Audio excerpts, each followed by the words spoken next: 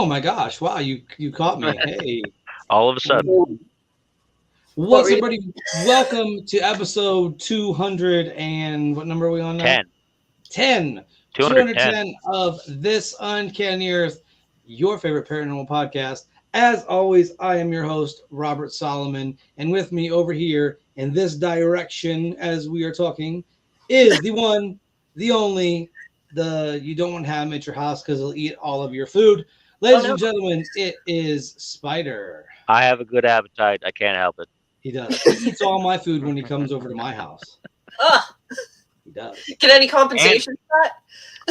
He brings liquor, so it's a I also occasionally spill it on the floor. So. He also occasionally spills food on my floor. Yes. Get the crumbs for later. Yeah, well, whole tacos, because why not, right? The floor needs an entire taco, yeah. That one time. That one time. I can't let him live that down. I'm like, we eat tacos at the table now, buddy. I was eating it on the floor because you. Hope you mopped. That's how we rolled. Nah, it was carpet, so you had to clean it. That's right. It's fine. It's fine. There's a little bit of fur in the taco from the cat. It's fine. It was a well balanced meal for him. He got his protein. Fiber. That's right. Fiber. Ladies and gentlemen, tonight I am very proud and very honored to welcome two guests. That's right, number two of them, that I met last weekend at a UFO expo that I had the honor and pleasure of speaking at. They are both, they are an author and illustrator, brother and sister. Ladies and gentlemen, I give to you the author and illustrator of Poster Smash and Posters Smashed. My fingers are fat and in the way. Ladies and gentlemen, Stephen and Rosemary Nagy. Ladies and gentlemen, give them a big, old, huge round of applause. Normally, in the audio-only version of the show, we would have like a clapping sound effect that we would do for you. But we don't, so we're just like, yay! Welcome to the show. Thank you. Glad to be here. Yes. So, tell us a little bit about yourselves. Well, I have been an aspiring author my whole life, starting with a very, very young age. When I grew up with Thomas the Tank Engine, and I was very inspired by the author, the Reverend W. Audrey, great storyteller. Yes. And I also grew up with Beatrix Potter's stories, the author of Peter Rabbit. I always wanted to be an author. And that's the thing, is you're not supposed to listen to haters, because I was heckled, if that's the right word. Heckled? I was ridiculed for wanting to be an author, and it's something that you can be whatever you want to put your mind to. You can be whatever is in your heart. There's this favorite picture I have where there's I found on the internet of a cat sleeping with this little family of mice, and the cat is a mouse at heart. So you can be anything that's in your heart, Yeah. I like that. And I've read so many Thomas the Tank Engine stories to my son, and I get into them too, and I'm like, this isn't a half bad story. I read some pretty good children's stories. When Diesel comes on, every time I'm like, it's gonna be trouble. There's gonna be trouble. Like the Diesels are there to wreak havoc. My son you've seen Bullet Train? Mm-hmm. The Diesel. How about yourself, Rosemary? Tell us a little bit about yourself too. Well, I always knew I wanted to get into art. Whenever we first moved here, we were originally from Reading, Pennsylvania, all the way other side. Yeah. And then we went to Carlisle, and there was like a whole thing that happened there. And we moved over here around 2003. Completely different environment from where we were. But the one thing I could always keep with me was my love of art and storytelling. But I never really knew exactly where I wanted to go with it. But I found out that no matter where I went or who I met, like my stories would always be able to be there with me. And kind of like Steven, how he had a lot of issues meeting people and having acceptance because of his condition. He has autism. And we talked a little bit about that over at the UFO convention. I was also bullied because I was so different. I'm a tomboy. And a lot of people kind of weaponized that against me. And I couldn't really find my niche in school. But the one thing that everybody always recognized about me was my love of storytelling and the creativity I could use. And that I was through all the bullying that I went through, like that was the one thing that I actually kind of liked about myself, was that I was able to put the brakes on everything. Like people could think whatever they did of me, but my stories kind of got through. So that was the one place I felt safe. And I sympathize with you there because I went to school in Pennsylvania also. And Pennsylvania as a state is kind of like that. I don't like to stereotype and I don't want to generalize. Nah, like Pennsylvania as a state is kind of like, listen, some places are all right, but other places, if you're any bit outside of like the regular for wherever you're at, like if it's a country area or if it's a hip hop area or whatever, if you're outside of that, you're not very popular. And so I went through that same stuff. I empathize with you. Listen, definitely. I also empathize because having because one of my one legs is shorter than the other. It's a whole thing when I was a child. I gotta get into here. However, so I got bullied in high school too. So we all have that common ground, and now I'm like, whatever. It is what it is. We also in the chat, we have Leah Carpenter, and she says hello. And Leah is also an artist who does some very amazing artwork. Her artwork is some of the best I've ever seen. Probably the best I have seen. So. Yeah, I can't really see the chat from here. Oh, yeah, there we go. Hi, Leah. I'm always like amazed, like who can see what in this whole setup because I don't know what like. Yeah, like we're used to like our old method where nobody can see anything but us. So I'm glad you guys can see it. So now everybody's like all interactive. It's awesome. That's all new and it's fantastic. Yeah, I love it. So everybody, the people in the chat can interact this way.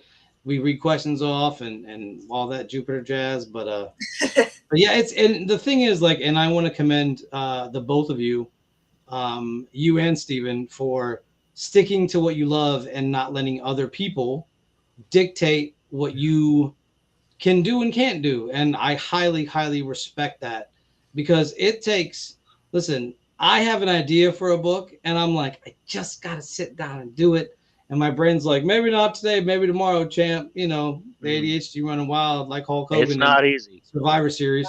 But I commend you for writing that book. And you wrote 2 of them. Like, I don't have any books. And you wrote 2 of them. And one is enormous. One is so big I could beat burglars to death with them if they broke into my home. Then I would need another copy, though. So I'd be like, hey, where do I send the check? We'll send you one with like a telephone book. You can like tape them together. So it's one hit. Wrap some rope around it so I can swing it. Bow. And Leah says, I was hoping my comments could be seen by everyone. She's an amazing author. She can put her Instagram in it, and then you guys can go follow that. She's fantastic, though. Like she's. Oh yeah, I'll definitely give you a follow if you drop your Instagram, your links in there. Drop the links in the comments. Subscribe, like and share, and all that. Social media.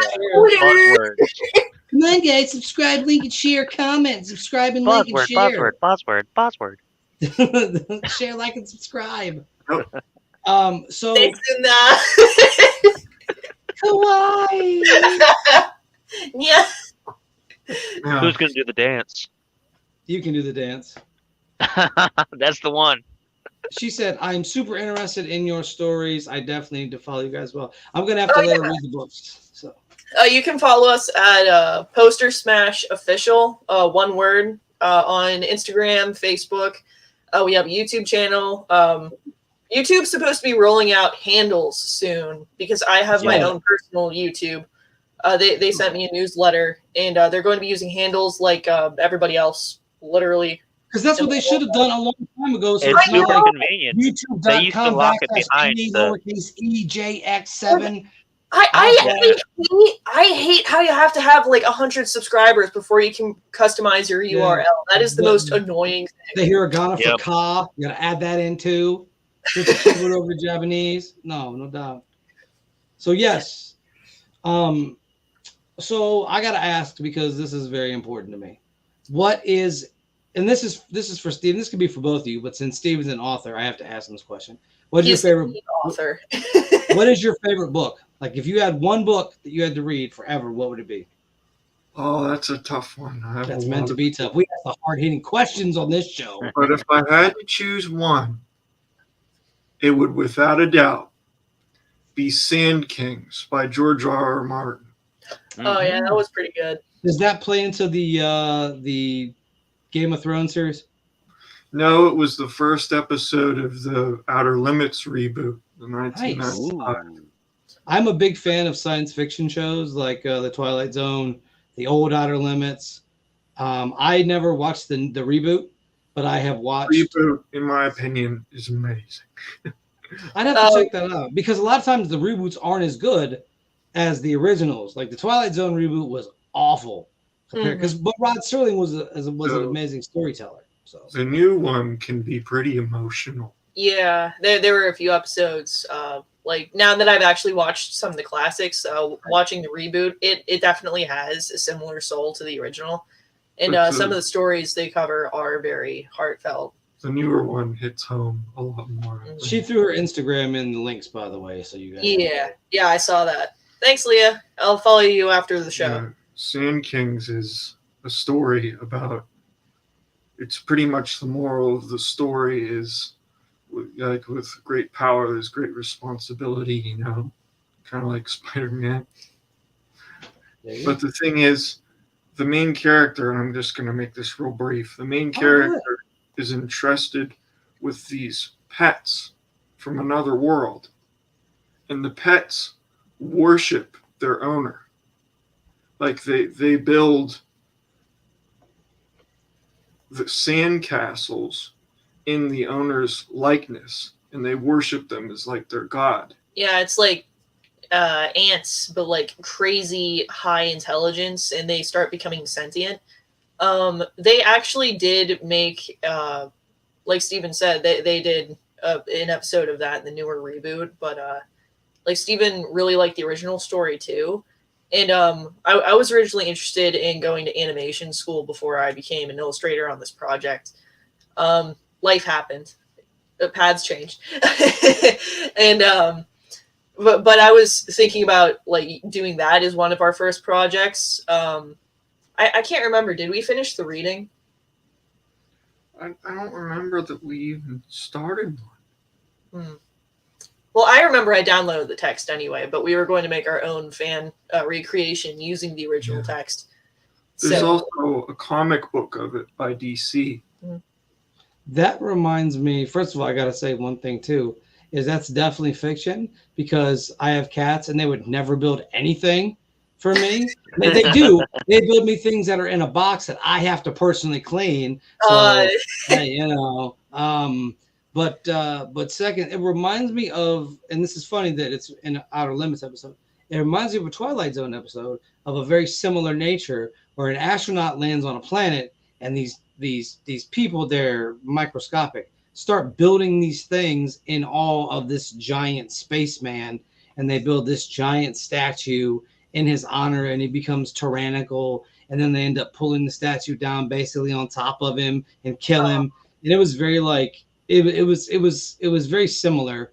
I obviously I don't know the end of the book you're talking about. But it is kind of like it kind of ticked my brain to like, oh, I remember that episode of A Twilight Zone. Yeah, we'll definitely have to check that story out. It sounds pretty cool. The difference, the twist with the Sand Kings is they grow to be a reflection of the owner themselves. Yeah, because he started torturing them and mistreating them and stuff, and like they started catching on to that. So then they were trying to be like evil back towards him. Yeah, I don't want to give too much away. Yeah. It's a really powerful. Stop giving me more things to read and watch. I don't have 20. I only have 24 hours in a day. I can't read. You asked what my favorite book was. I did. I was ready. And I'm gonna check it out. He is a glutton for punishment. I am a glutton for punishment. He's right. That's right. I don't know who's over here. There's the. I think that's the bump. No. We don't know what we do on this show. We have no idea what we're doing. We're like cats trying to steer a ship. All right. I mean, it conjures an interesting mental image. What about Rosemary's favorite book? Oh no. Yeah, I was thinking about that this whole time. I don't really read much, which is ironic because I'm the co-author of the series. No, that's fine. Like reading in school, it really sucked all the fun out of reading for me because it's just like I want you to analyze this one paragraph to death. Yes. And I'm just like, wow, I don't like being this hyper analytical about things. But the books that I did find myself gravitating towards, other than choose your own adventure stories, classics, all of them. Like the actual books. Yeah. I liked. I want to say Mutiny on the Bounty because it's like 3 books in one. Classic Napoleonic historic fiction stuff. But I do like the Horatio Hornblower series. Classic. Okay. It's hard for me to choose just one because my knowledge is limited. But no, I remember I really liked Julie of the Wolves too.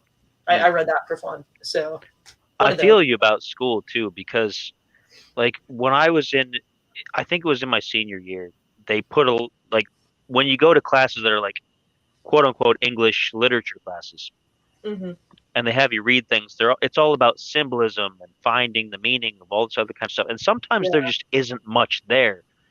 And there's this. Oh, sorry. Oh no, that's fine. It's like you can't. Like we had to read Lord of the Flies, which is a classic, and whatever. But there was so much that the teacher, she was like, "What's the symbolism of this and this and this?" And I'm just like, "There isn't any. It's just this. This happened, and they didn't know how to deal with it." And she's like, "No, there's all this deeper symbolism." I'm like, "No, it isn't. You're giving me a headache. I can't write about this because there's nothing else there. It's just an event that happened." And other books, sure. Lots of symbolism, lots of good stuff buried under the surface. But sometimes they throw stuff at you that's just like, what do you want me to do with this? Reminds me of that one scene from Emperor's New Groove. It's just like, oh, the poison, the poison. Cusco's poison. It's just, kind of compared that to like writing an essay, and I'm like, yes. Yep. It becomes more of a challenge to say one sentence worth of information over the course of like 5 pages. But Leah says sometimes they focus so much on the symbolism you forget you're reading a book. And that's what was it. Like it would be like it would take away from the story. Like you'd be trying to read and you'd be like, okay, I'm trying to make sense of the story here. Yeah, and trying to break it up, and it's like there's so much symbolism, but there's not. You don't have symbolism fun until you have to read Shakespeare and put the symbolism of Shakespeare. Then that and anything by Edgar Allan Poe, you're like, what's the symbolism of the telltale heart? And then there's like layers because of the historical resonance and everything. And just like it was a product of its time. So then there's like inside jokes on top of that. Right. And what happened to Yorick? What is the symbolism of Yorick and holding of the skull with that? I'm like, listen, I'm gonna take a nap. When I get up, I'll get back to you, champ. I was spoiled. I had the best. Disappear. I had the best English teacher ever. She was a blast. That's impossible because I also had the best English teacher ever.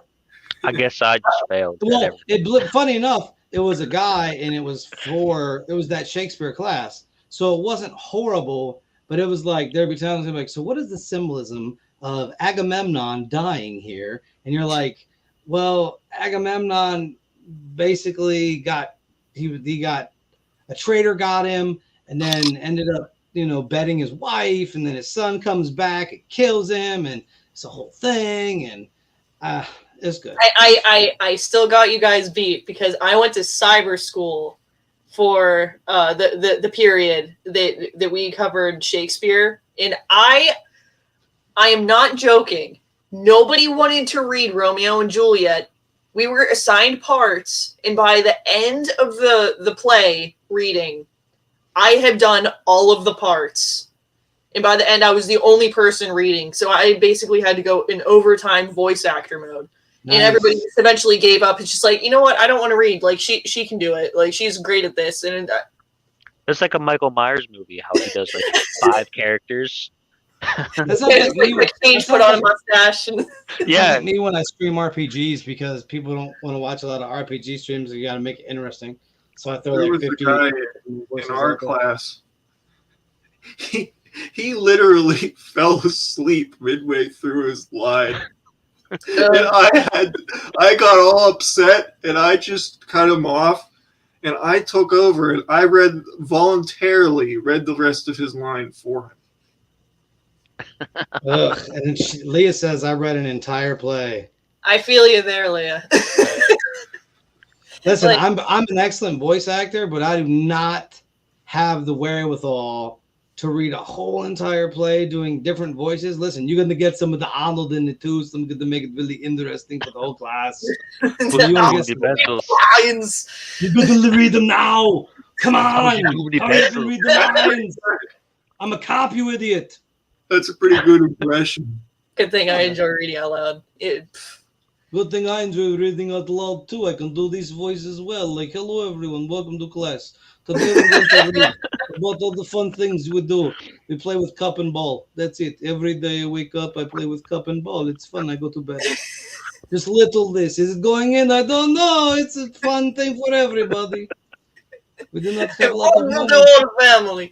The fun for all family. Little sister gets up. She plays cup and ball. My cousin plays cup and ball. My dad plays Grandpa, he grew up with cup and ball. He said his cup and ball is good for us. It's good for the family. Sometimes we mix it up. Sometimes it's ball and cup, and it's cup and ball.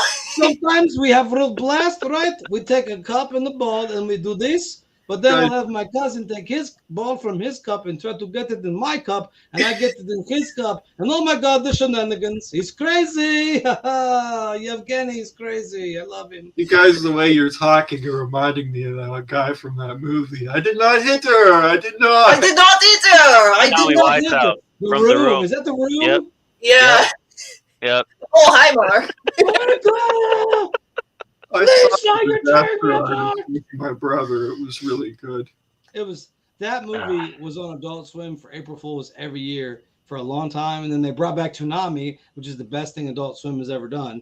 Mm-hmm. And Lisa, you're tearing me apart. Oh, hi, Mark. Great timing. Same page. Me and her are on the same page, so we're 100% on the same page. We're like a hive mind. Me and her 100%. We're a hive mind of shit posts and memes. You are more accurate than you know. You are 100% more accurate than you know. We are 2 peas in a pod, me and her. But yes, so welcome to the show. Today we talk about cup and ball. Do you like cup and ball? No. You don't get off show. We don't. It's been a while since we had the show go off the rails to this extent. This is like top shelf show rails. Post grade A, aged like fine wine from 1763. The train has derailed into a building full of puppies and kittens and orphans. That is how much on fire with rats. With fire and rats.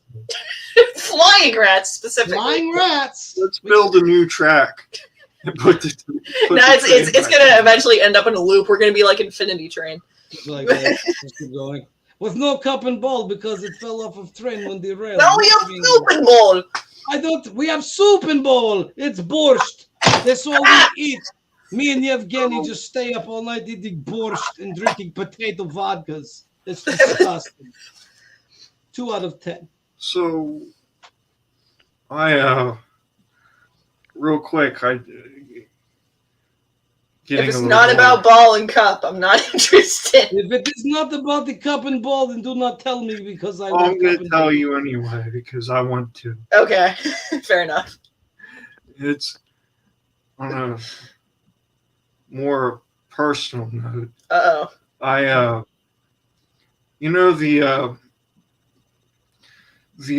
woman that I dedicated the second book to? Oh, is this about Amber? Yeah. We're going to look up Amber. Hi, Amber, if you're watching. She said something to me that was really moving and really important that I just wanted to share. Because when I was in school, I idolized all my teachers, and I thought I had to act like them to be somebody. And I was always afraid of being myself. And she sat me down once. She was a chaperone from when I was at summer camp. And she said, "Steve, those guys are crazy.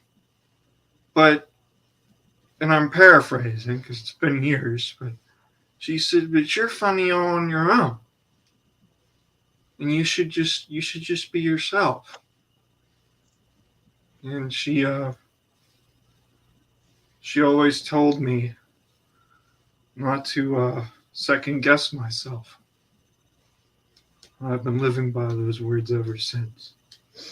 Steven actually had a brief stint where he was really angry at me a lot of the time because I would learn comedy by mimicking other people, like even my art style, some of my characters. I would like play as other characters in my stories so I could kind of learn about their headspace and stuff. But it eventually came to the point where all I was doing was basically fan fictions, and I wasn't coming up with my own stuff at all. And Steven was really frustrated. He's just like, I mean, like I've seen some of the stuff you can come up with by yourself, but I mean, yes. Like why are you wasting your time doing fan stuff? And then I realized, like, even though I do consume all this different media, like movies and shows and everything, I was never really confident with my own ideas. But I think it was just hearing somebody from outside of my head say, "Hey, this is a good idea, you should follow it," that really got me back into doing that. So it's kind of universal advice, like, don't doubt yourself. Yes. Even if you think your stuff stinks, like somebody's gonna like it. That's a good lead-in, actually, because since I'm not familiar with your books and things, but Rob is, it's a good time to talk about those books, I think, and kind of let our audience know a little bit about them and kind of lead them into that. So how about Rob, since you got the books, let's get that going. Let's talk about those books. Listen, it's about a guy who has cup and ball. And the whole time he plays with cup and ball. My favorite book. 30 out of 30. I cup and ball. 30 out of 30. In all seriousness, cup and ball is serious. How dare you? It's about a cyborg, a different kind of cyborg. This cyborg, his mom was killed before he was born, and the father was desperate to bring him to life, and entrusted this scientist with his own son, his own unborn son, and brought him to life with stolen technology. So when the boy grew up, he feels like that he's not allowed to be alive. He's not an individual. because what's keeping him to life is technology that that wasn't licensed to his father, that brought him to life. So it's like he's not allowed to be alive, and the whole story is about his journey to prove that he's a human, he's an individual. I wanted to see how long the intro was. I was thinking maybe we could read you that bit. Please. Of the book. Please. Okay. Yeah, go ahead. actually, because I like that kind of stuff. I really like the kind of convergence between technology and humanity and things where like how far is too far before you stop being a human being and become the technology that is you. Like what part is you? Right here. Yeah. Okay. All technologies. Well, that I mean- symbol. Here we go. It's a Uncanny First, a live reading. A live reading. Y'all better be watching. For real. There's going to be a test on this. So you guys better be ready. Give me a quiz. Not for you guys. Quizzes. Not again. For the audience. Sorry. No PTSD on the show. Okay. So the war-torn city resembled a graveyard littered with unidentifiable objects. Zorga couldn't have imagined a grimmer picture. He attempted to search through the rubble to find any survivors, only to find several dead, partially covered bodies, and their scorched belongings. As he gazed over the tragic scene, his motivation for finding anyone alive in the devastation was quickly being consumed. Wait a minute, he thought to himself. It's extremely quiet, even for a temporary ceasefire. It's too quiet. In the distance, he sees a dark, hazy form of someone approaching him, cloaked by the setting sun. The closer the silhouette approached, the more recognizable the image became. It wasn't until the figure was within arm's reach that Zorga could identify the likeness. It was his own wife. What, were you expecting someone else? She replied with playful hostility. Zorga smiled. No, not at all. It just takes an entire day of digging up corpses to realize just how much you can make me feel alive. Yelza smirked a cute little grin at hearing these words. Her husband knew just how to melt her heart. They kissed briefly but passionately, all the same. The skies darkened as soon as their lips parted, as if their love was the last ray of sun Warside would ever know. That's when Zorga noticed another arm wrapped around his faithful companion's shoulder. Have you always had 3 arms? The silly old veteran asked with a vague, mischievous grin on his face. Yalza instantly felt her back tense up again. This was because her husband also knew how to ruin a perfectly romantic moment. Ignoring her irritation with Zorga, she eased the injured man she had draped over her shoulder to the ground and answered him. I found him lying outside the ship, just waiting for one of them to vaporize him with a laser cannon. Zorga's eyes surged with rage once he recognized who it was. Wait, you know him? The veteran's wife asked out of sheer astonishment. Zorga regrettingly addressed him. Mr. President. Despite the multiple injuries that made him almost unrecognizable, his identity was unmistakable to Zorga. How could this have happened? He thought to himself. He had just offered his services and gave his word to save as many citizens as possible. Out of exhaustion, anger, and disappointment, Zorga trembled to his knees. The valiant soldier felt entirely responsible, saying, I'm sorry, I failed you. Upon hearing Zorga's apology, the dying official uttered, Failed? You found one, didn't you? Zorga, realizing that he was referring to his wife, had no time to answer before the president began to clarify his statement. She is all you really need. When he heard him say this, Zorga's negative emotions washed away, feeling a connection to him, as if he had known him his entire life. With no medical supplies and the severity of his wounds, all they could do for the president was try to make him comfortable and watch helplessly as he shut his eyes for the last time. After a long moment of silence for their fallen ally, Yalza finally shared something the president had told her earlier. He kept saying something about a hidden dwelling somewhere where he wanted us to go. Having regained his strength, he stood up and embraced his beloved. Then that is exactly what we'll do. While looking lovingly into Zorga's eyes, her demeanor stiffened. Half smiling, she slipped from his embrace and fell to the ground, revealing a bloody gaping hole in her back. He recognized right away that it was from a Siberian laser pistol. Yalza! Zorga screamed and embraced her.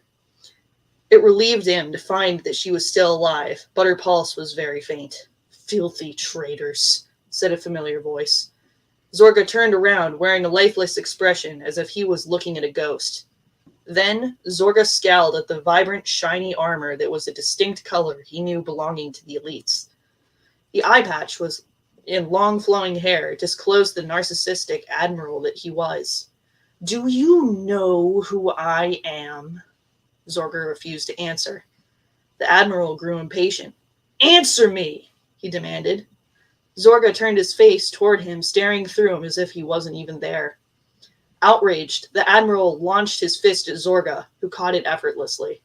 Infuriated, the admiral reacted with several more powerful blows, each one met with the same resistance, ricocheting them away like irritating gnats.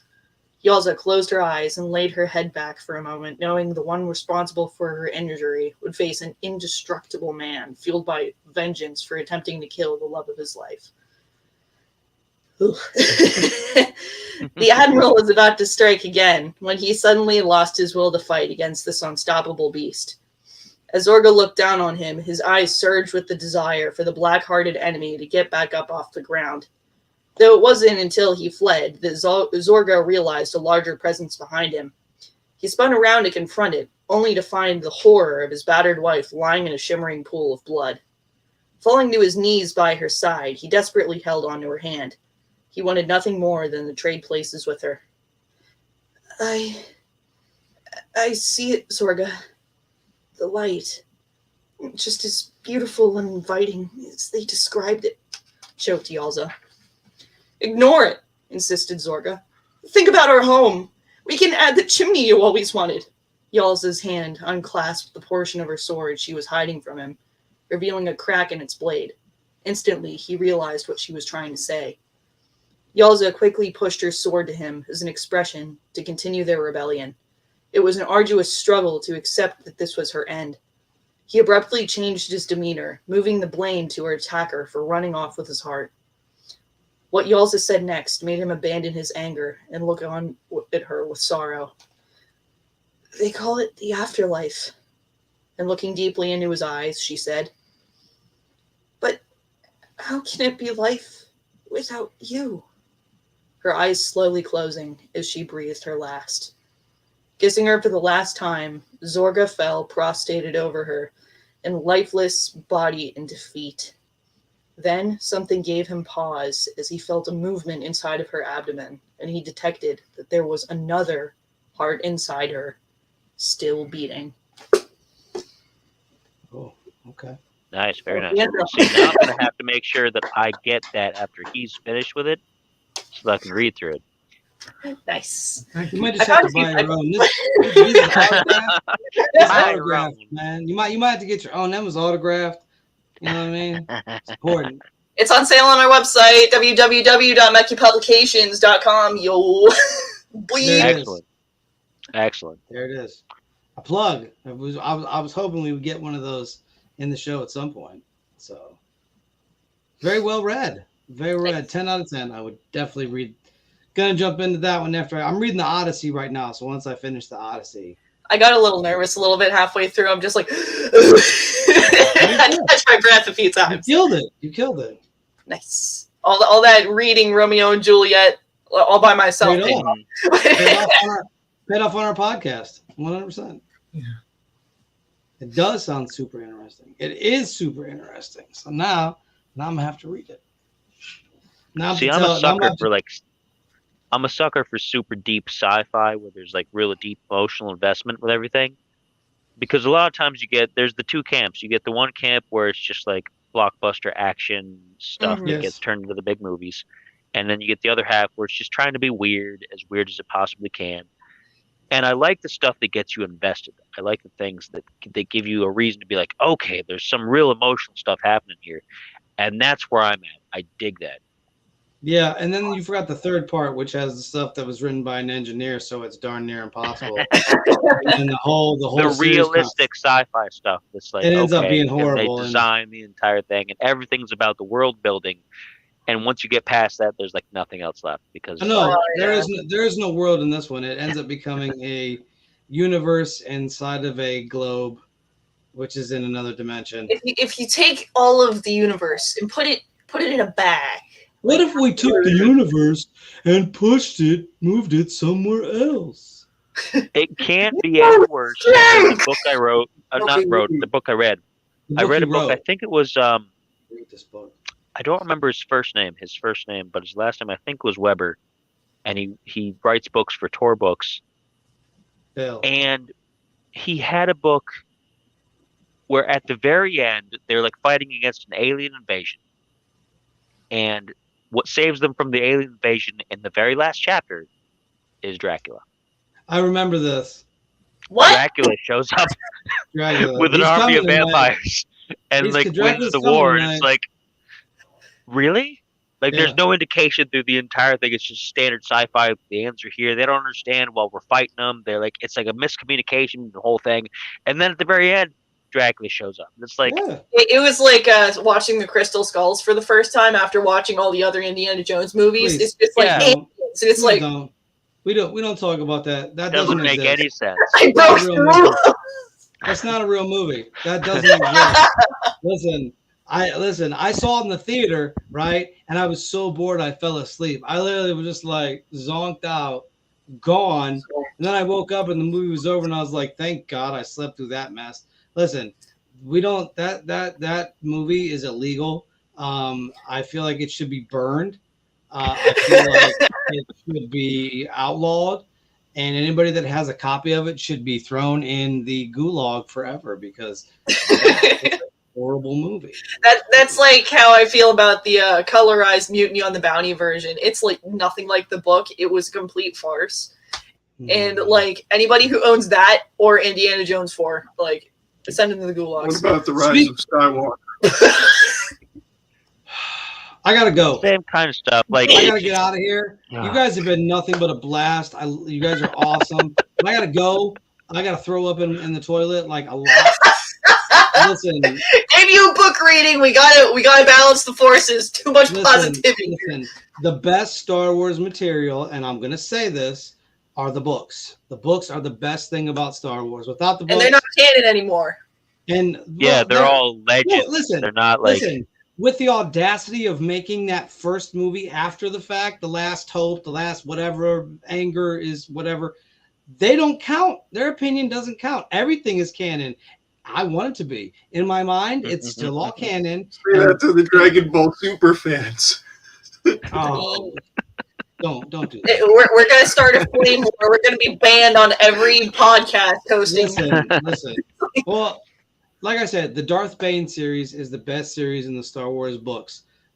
He's the best Sith Lord ever, and I wish they would make an R-rated movie, an R-rated Star Wars movie about him, because what he does in the books, like in terms of the killing and stuff, not in anything else, is very R-rated, and I think that'd be dope. But no, they're like, let's go get Mark Hamill, who's 1,000, and we'll dig up Carrie Fisher, and we'll throw her in the movie too.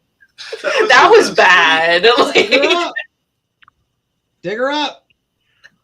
Her She corpse. started a movie after she died. Yeah, I know, because they dug her corpse up and just had a sock puppet mouth. Tell him to use the Force, Luke. I'm sorry, I'm a horrible person. I like dark humor. It's dark. It's Darth Vader dark. What about Darth Malchus? Which one is that one? Is that the dude from Old Republic? Yeah. He's the one from that book that we read. Yeah, because he ends up taking out his girl because she's an emotional attachment, and he doesn't. In order to be fully dark side, you can't have emotional attachments. And he's like, "Sorry, babe, love you, choke." That was super deep. Like, oh man, like listen, when it got to that part, I was like, saber. Yep. I was like, oh my gosh, like that hit me in the feels. Between that, they jacked Revan up though. I feel like we need more villains like that, where it's just like you cannot romanticize them at all. They're just so unlikable. Like I think more characters like that. But people will still like them, i.e. that the creepy dude in Hunter x Hunter, the villain with the hearts on his face. Oh, what's his name? I've seen him. Ahsoka. Oh, here we go. There's some Yep. action going on. It happens every show. I kick my phone and I tumble. You're on your phone?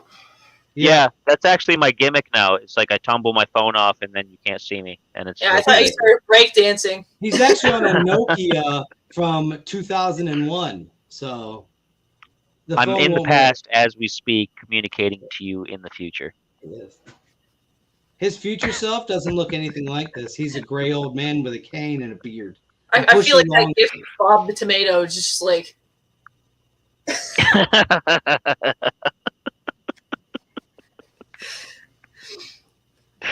Come on. Have a good weekend. God bless. What's wrong with Bob the tomato? Who's You Bob? haven't seen that GIF before where he just like looks at the ground? No, I'm asking him what's wrong with him. Oh, it's just funny because I used to. How much time do you have? Huh?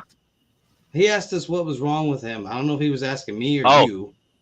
Either way, how much time do you have? Because she brought up Bob the tomato and you were ready to hide.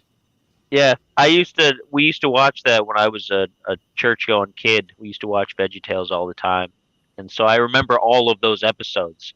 And they're funny now, like in retrospect. But I have no idea what Bob the Tomato is. Let's just Silly Songs with Larry. Come on now. You don't know that?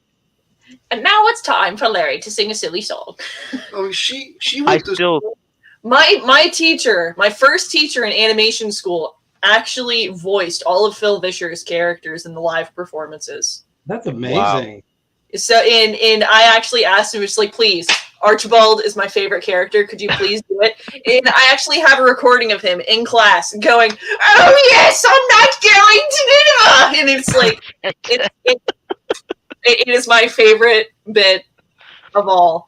Like I'll still run around and yell the cheeseburger song, and no one in my house will know because it's like I remember like the cheeseburger, how like it had the love songs with whoever I don't even remember what he was, like a Black Eyed Pea or something.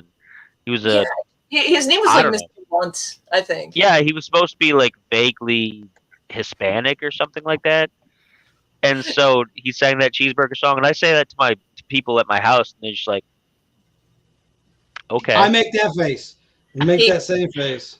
That's how they look at me, and I'm just like, "It's hilarious. It's funny." And they just look at me like, "Okay." Cheeseburger song. You know what?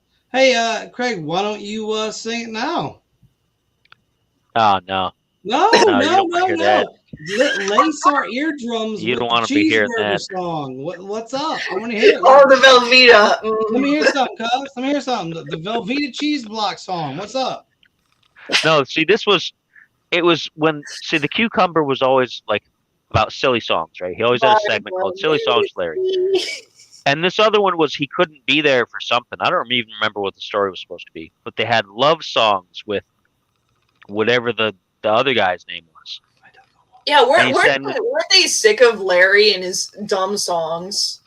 Like, Archibald was just like, "Oh, we got all these nasty letters. We need to do something else before we get canceled." The cheeseburger song has been. They had this other guy who sang this love song about his cheeseburger, his precious cheeseburger, and it was just like I don't even remember much else beyond that. Nah. I just remember it was so silly. I want to hear it. That was it. That was it. That's all I got. No. It's like a full 2 minutes. It goes on for a while, though. No, I want the full 2 minutes out of you, Spider. Well, you got to go look it up now, because that's what I got. No, I want the full 2 minutes of cheeseburger song. What's up? I sing that part, and people look at me like... Just like play it on YouTube and lip sync it. I want to hear his voice. No, he better not. And Barbara Manatee. Take Thomas and put him back on the tracks. Listen, we have two getting pretty sidetracked here, and then this is the most disorganized thought. 100%, 4 out of 10 for lack of lyrics. However, the effort was there. I give it a straight 2 out of 10. That was garbage. I want to hear the whole thing. That's all I remember. That's not my That's problem. all I remember. That's That's the not my important part. problem. A spider. Oh, It's a you full problem. block of we cheese. need to get back on track. We got to get back on track. Yeah, Steven we is got right. about what? Like we got about 8 minutes. That's 8 minutes to go. That's 8 minutes. Okay, listen. Let's open this up. I know Leah had some couple questions that she wanted to ask. So Leah, hit them with some questions. Let's get these folks some questions. Get them plugged and get them ready to go.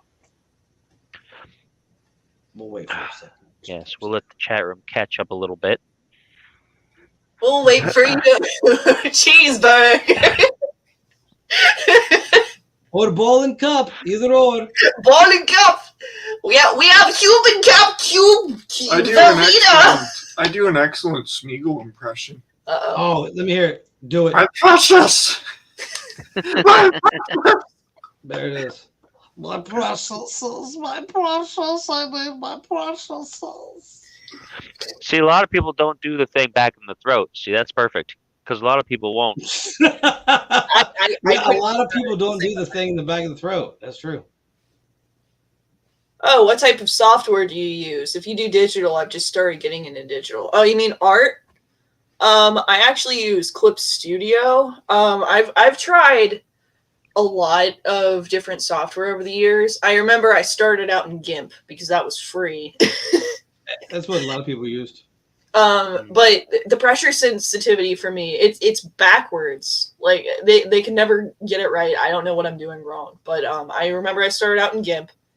Then I moved on to Paint Tool Sci. Then I moved on to Paint Tool Sci 2. Then Krita for a little bit. Then Clip Studio. Yeah, I just used like a lot of free stuff. But then I found out the feel of the brushes I really liked. So yeah, I'm at Clip Studio now. But I would like to work in Photoshop and Adobe's projects, but I'm poor. So anything with a perpetual license or free, yeah. I love. So ever since they went to that monthly, yearly, whatever, where you got to pay for it constantly, like you used to be able to just either pay for it once, or if you didn't have the money, find an alternative way to acquire it. And now you can't. Now you have to do that monthly thing, and it's really tedious. It's like, because they make so many updates, you can't just like pay for it once and be done and then get it going. And then, you know, it really is kind of backwards to what it means to be an artist. Yeah. To do that. I have a question. I have a question for Steven real quick. Go. I didn't mean to interrupt you, by the way. Oh no, I'm finished. Who do you go through to get your stuff published? Well, we use Amazon Create Space. Okay. It's an independent publishing through Amazon. Have you thought about doing the affiliate marketing route and having people market your product? Like, put your name out there and get like a group of people, like send like a publishing house? No, like so with affiliate marketing, it'd be like, I gotta word this because me and my buddy were talking about this earlier. Because he wants to do a little mini series of books. He wants me to write them and then he affiliate markets them. So basically, like, you would have this marketing and then you would run like an ad with it. Like, so you would have, I'm just going to use an example, right? Say you have your book and you send it to Craft Singles, right? Craft Singles would then in turn market your product and you would market their product. So in your book, you'd be like, I like to thank Craft Singles for having a tasty cheese meal, you know? And like I said, that's just off the top of my head. What I mean is, like, so it's like a trade almost. It's like you would have like another company market kind of your book, and then you would market their product in some form or fashion. I don't think we're there yet. Yeah. I think you guys are actually there because your books, and I told you this, I told you guys about this, the idea that you have coming down the pipe, and I won't mention it here unless you guys want to mention it, is something that I think hasn't been done. And if it has been done, it hasn't been done in a very long time. And I think you have gold in what you're planning to do. And I'm very excited. I am so very excited to see where that ends up. And I think that you both have the wherewithal and the talent to make that happen. So in the future, obviously, get a hold of us because I would love to market your product. I would love to do like a segment maybe at the beginning of the show where I do a review of your books and like, go Okay. check this book out. It's amazing. And then, we go from there and set something up where, you got a book coming out, come on the show right before the book drops, get people excited. Then you put a link and maybe you do a giveaway or you're like, we dropped the link tonight at midnight. Go get that book. If you want to read it, copies are off the presses. Yeah. First 100 copies get an autograph. So Yeah, I that's an idea. But you know, she asked, how long have we been collaborating? Oh yeah, yes. 2016. Whenever I first graduated high school. So, how many years is that now? When it goes back even farther than that, that's just when we published. Oh yeah, Steven and I have been writing the story on and off.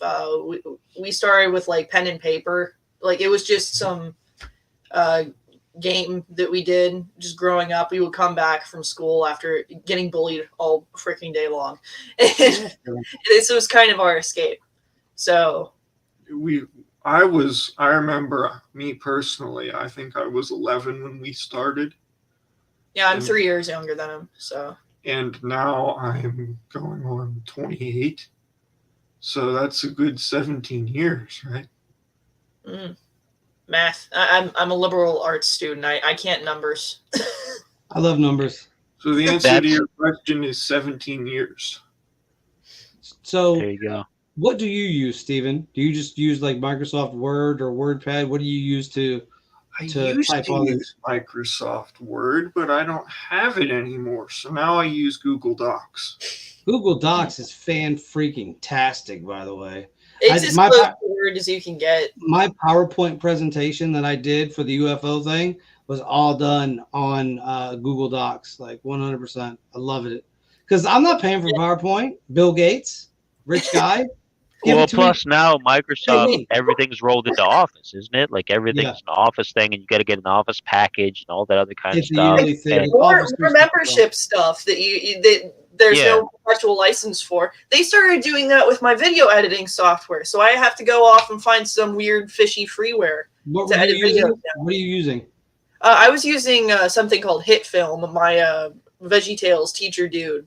He was actually one of the administrators on the forum, and he would help with technical issues.